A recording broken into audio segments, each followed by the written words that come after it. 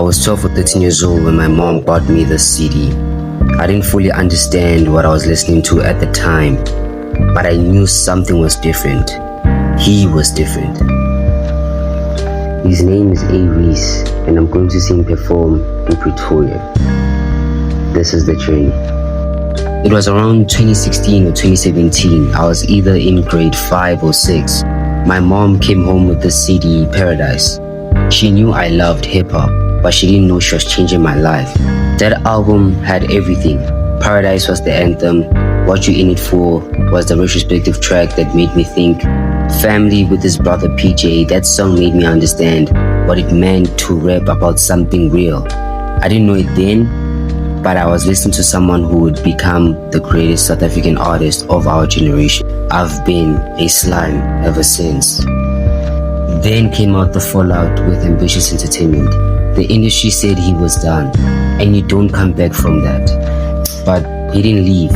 He went independent, found Mash Beats from the Wrecking Crew, and in 2017, he dropped From Me to You and Only You. On my own, that song was a declaration. He wasn't just surviving, he was thriving, and we were right there with him. 2018, he dropped And I'm Only 21.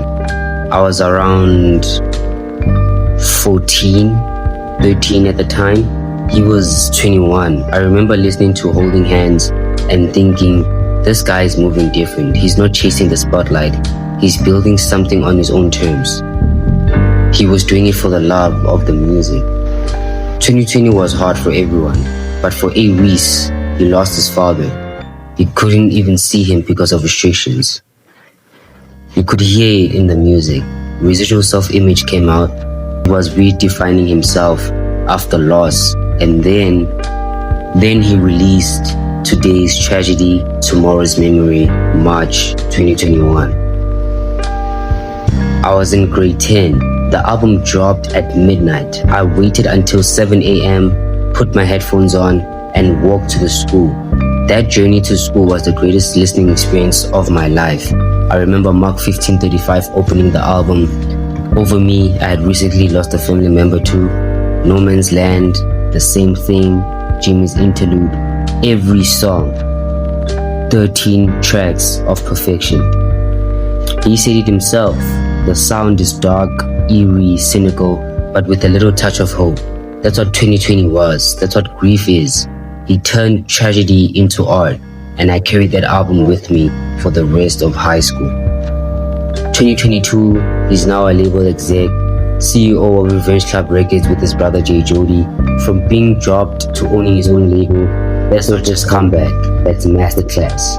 He dropped Deadlines, Bigger Than Me with MT, another artist who came from the same system and survived. Then 2023, the year I finished high school, he gave us Paradise 2. 19 tracks of growth, creativity, and just pure artistry.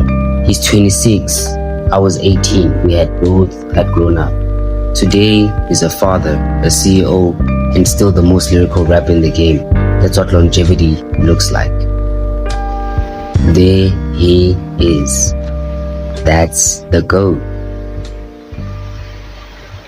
From my mom buying me Paradise when I was 12 or 13 to standing here at 21, and tonight he's performing on my birthday weekend. That's a full circle. I don't know how to explain what this feels like. It's not just about the music, it's about watching someone survive, watching someone lose everything and build it back, watching someone grieve and still create, watching someone become a father and still remain an artist. That's the blueprint. He said it himself on Paradise 2. I'm the best rapper in Africa. People argue, but that's not arrogance, that's conviction. When you've been through what he's been through and you're still standing, you get to say that.